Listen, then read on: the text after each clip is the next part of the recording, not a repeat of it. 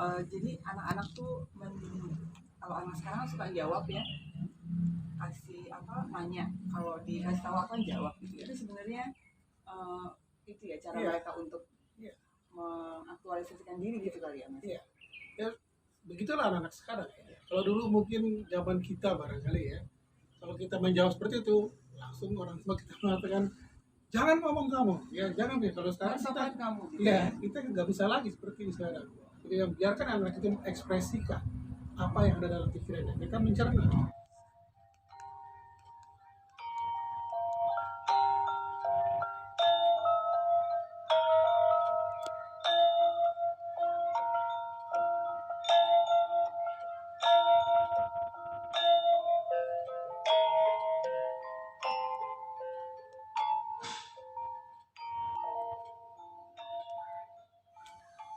Hong Rahayu Mas Eka.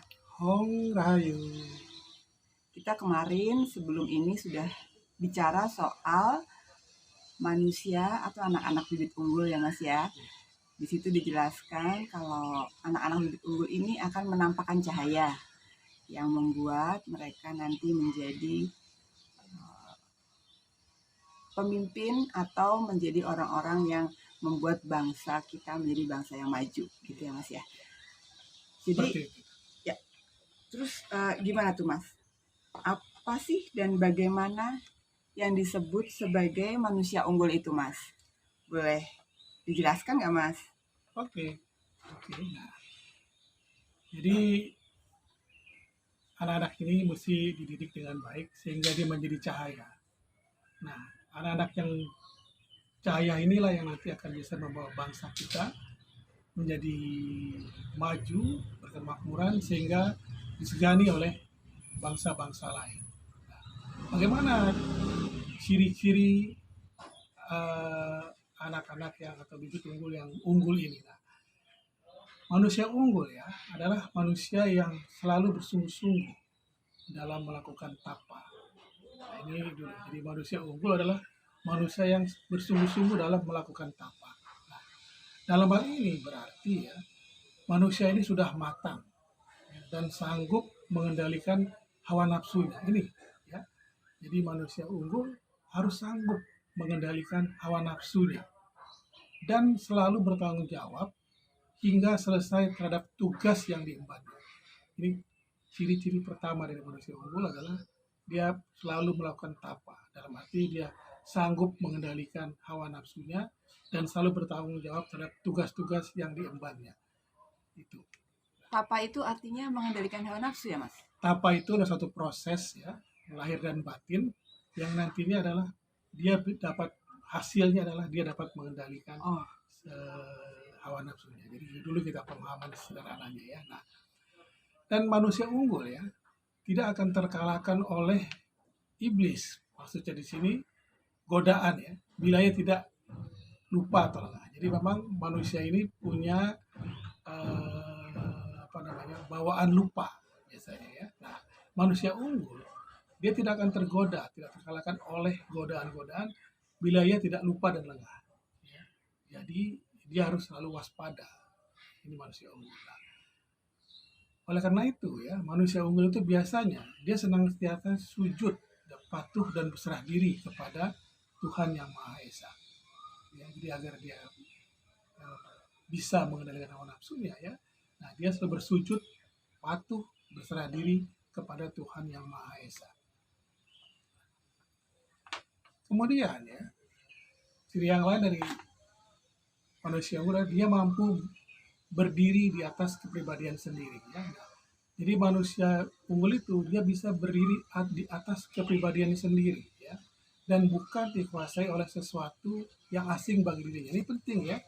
Asing bagaimana itu ya Mas Asing ya? ini ya artinya sesuatu yang bukan berasal dari dirinya atau mungkin kata orang lain. Nah, asing ini bisa kita bagi ya, baik secara diri pribadi ya, artinya sesuatu yang bukan berasal dari dalam dirinya, tapi kata orang lain. Bisa juga dari budaya atau nilai-nilai kehidupan. Ya. Nah, pribadi yang unggul, ya, manusia unggul itu harus berdiri pada nilai-nilai luhur yang ada pada bangsanya. Nah, bukan dari yang asing dari bangsanya. Bisa dipahami maksudnya ya. Nah, bila kita terasing dari diri sejatinya, maka ya kita akan mudah terzalimi oleh orang lain. Di bangsa ini ya, kalau terlepas dari diri sejati, dari nilai-nilai luhur yang ada dalam kehidupan budayanya, itu bisa terzalimi ya dalam kehidupan berbangsa ini. Nah, berlaku juga bagi setiap manusia sebagai pribadi. Ya. Kalau kita lepas dari diri sejati kita, maka kita akan terzalimi ya dalam hidup ini. Nah, jadi dengan kata lain ya, kalau tidak manusia ya atau kita ya tidak berdiri atas kepribadian kita sendiri, kita tidak akan menemukan surga kita. Sebaliknya neraka lah yang akan kita temukan. Nah, surga dan neraka ini satu metafor ya, bukan satu tempat yang indah-indah atau tempat untuk menyiksa, bukan ya. Surga artinya satu kondisi ya. Jadi kalau kita terlepas dari kepribadian kita sendiri ya, maka kita tidak akan menemukan surga kita. Surga ini dalam artian kehidupan yang membuat kita bahagia, ya, tenang, tentram, itu surga. Nah, kalau kita terlepas dari diri pribadi kita, bahkan neraka lah yang kita akan dapat. Dalam artian kehidupan yang penuh dengan kesusahan. Ya. Hatinya nggak tentram gitu ya, Mas? Hatinya tidak tentram, jiwanya tidak tenang ya. Nah, itulah neraka. Ajaran PWS ya. Jadi, ajaran PWS mengingatkan agar manusia unggul itu ya, harus tetap waspada ya, terhadap musuh-musuh yang ada dalam dirinya sendiri, dalam hidupnya sendiri.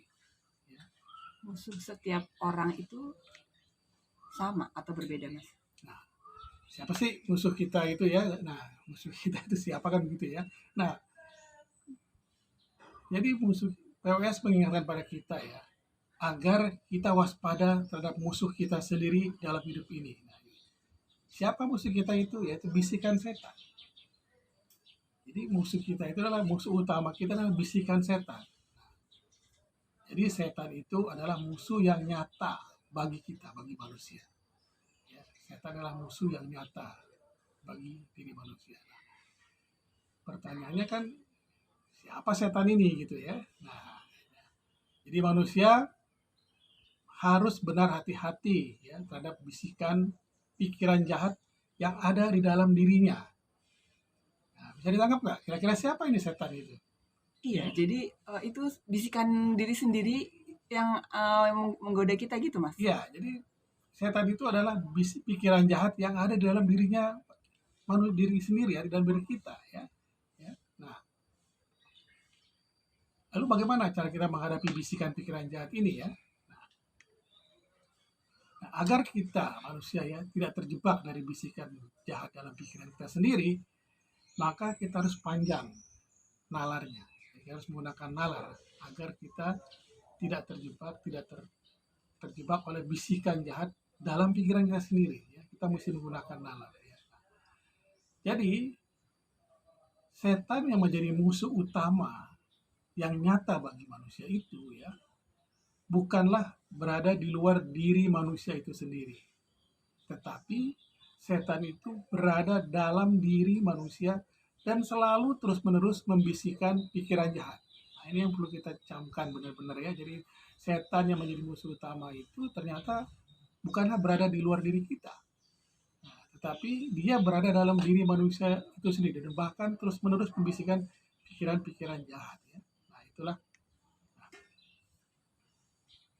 Jadi ya, manusia utama harus bisa menghadapi godaan-godaan ini. Ya, manusia unggul harus bisa menghadapi godaan-godaan ini. Nah, sesuai dengan keadaan lingkungan alam, sosial, dan budayanya ya, atau ekosistemnya ya. Manusia di bumi ini ya, manusia di bumi Jawa, nah, kita baca Nusantara ya, tidak akan sampai terseret oleh godaan. Nah, ya, manusia yang ada di bumi Jawa tidak akan sampai terseret oleh godaan. Karena ya, bila datang godaan, manusia-manusia unggul ini ya, biasanya dia akan merenung sedalam-dalamnya, ya, merenungkan sedalam-dalamnya ya. Ya. Nah, dan mengendalikan diri sebelum kejadian. Jadi dia bila datang godaan, dia tidak langsung bereaksi ya. Jadi manusia unggul kalau ada sesuatu itu dia tidak akan langsung bereaksi, tapi dia akan merenungkan, kenapa ini ya? Kenapa ini ada seperti ini ya? Nah, lalu dia mengendalikan dirinya sebelum dia mengambil tindakan. Nah, sebetulnya artinya dia tetap waspada selalu, ya, dalam kondisi waspada. Direnungkan setiap hal yang terjadi pada dirinya atau yang kejadian-kejadian itu dia renungkan dulu, kenapa ini terjadi? Ya, kemudian sebelum mengambil tindakan dia mengendalikan dirinya dulu. Sudah tenang baru dia bertindak. Jadi waspada dan menggunakan nalar ya Mas ya. Betul. Betul sekali. Jadi kita harus manusia unggul ya harus selalu menggunakan nalarnya dan tetap waspada dalam kehidupannya. Nah, manusia unggul ini ya harus sadar ya bahwa dia adalah anak dari darah bunga alam semesta. Sehingga ketika ada godaan ya, nah biasanya proses seperti ini. Kalau ada godaan datang atau sesuatu terjadi dalam kehidupannya, nah dia akan menahan nafas dulu. Ini proses dia mengambil reaksi. Dia akan menahan nafas lebih dahulu, nah lalu mengendalikan hawa nafsu yang ada dalam dirinya. Jadi dia harus memohon kepada diri sejatinya, yaitu Tuhan yang Maha Esa atau Tuhan yang Maha Kuasa. Nah, di dalam PWS, Tuhan yang Maha Kuasa ini disebut dengan Hyang Bagas Purwa, Hyang Bagas Purwa, sama dengan Tuhan yang Maha Kuasa. Nah, jadi ya, manusia utama atau manusia paripurna ya, adalah manusia yang mampu menguasai jagat dirinya. Jadi mampu menguasai dirinya sendiri. Ya. Nah, dan dia tak akan bisa diganggu oleh godaan-godaan apapun. Ya. Karena godaan itu tidak bisa masuk kepada manusia-manusia utama ini. Yang boleh dikatakan bahwa iblis tak akan bisa menggoda manusia utama. Ini menarik ya. Jadi manusia yang utama ini ya adalah manusia yang mempunyai budi luhur, memiliki pengetahuan yang luas ya. Nah, yang penting dia mengerti sesuatu yang belum terbaca oleh umumnya orang lain. Dia bisa membaca sesuatu yang orang lain belum tentu bisa melihatnya ya. Kemudian manusia utama akan selalu istilahnya ya mulat sarira, yaitu memberitahu bagi yang belum tahu, ya, dan berusaha menyatukan dirinya dengan diri sejatinya. Ini mulat sarira, ya, memberitahu bagi yang belum tahu dan selalu berusaha menyatu dengan dirinya. Ya. Sehingga manusia utama ini adalah manusia memiliki pengetahuan adiluhung. Kalau kita sudah mencapai manusia utama, dikatakan dalam PWS bahwa kita akan memiliki pengetahuan adiluhung dan sekaligus berbudi pekerti yang luhur. Jadi pengetahuannya adiluhung dan budi pekertinya sangat luhur. Inilah manusia utama. Dan apa yang dilakukan ya, atau tindakannya bisa berpengaruh kepada pihak lain. Jadi manusia unggul ini apa yang dilakukan atau tindakannya bisa berpengaruh kepada pihak lain. Nah, yang penting lagi bagi seorang manusia unggul, dia harus terbuka. Maksudnya begini, dia harus berani membuka dirinya terhadap orang lain. Artinya dia siap untuk dikritik, siap untuk diberi masukan. Dalam istilah PWS ini disebut dengan bedah Jawa Tengah. Artinya bedah Jawa Tengah itu kita siap dikritik oleh siapapun, siap menerima saran dan masukan dari orang lain. Nah itulah berani membuka diri untuk menerima saran dan kritikan pada orang lain. Itulah karakter dari manusia-manusia unggul ya. Ada beberapa ciri jadi tadi ya Mas ya. Iya. Dari mulai memberitahu, punya budi pekerti luhur, tapi sekaligus juga mau kritik oleh orang lain tadi ya Mas. Ciri-cirinya sebagian itu ya Mas sebagian ya. itu, ya.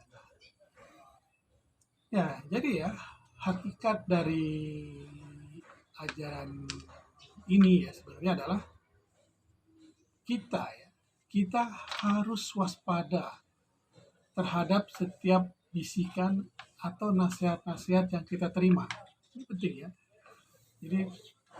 Jadi hakikat dari ajaran ini seluruhnya adalah kita harus waspada terhadap setiap bisikan atau nasihat-nasihat yang kita terima. Nah, dan selalu memohon ya kepada Tuhan Yang Maha Kuasa untuk mendapat petunjuk dan pertimbangannya. Nah, pada siapa tadi Tuhan Yang Maha Kuasa disamakan dengan diri sejati ya. Jadi meminta petunjuk pada diri sejati kita ya, agar kita mendapat petunjuk dan pertimbangan-pertimbangan ya. Nah, dan kita bisa menghadapi godaan-godaan yang muncul pada kita. Jadi kita minta nasihat kepada diri pribadi kita, bagaimana cara kita menghadapi godaan-godaan ini ya. Nah, dan ajaran ini memberitahukan ya pada kita ya, bahwa musuh sejati bagi jati diri manusia itu harus dilenyapkan.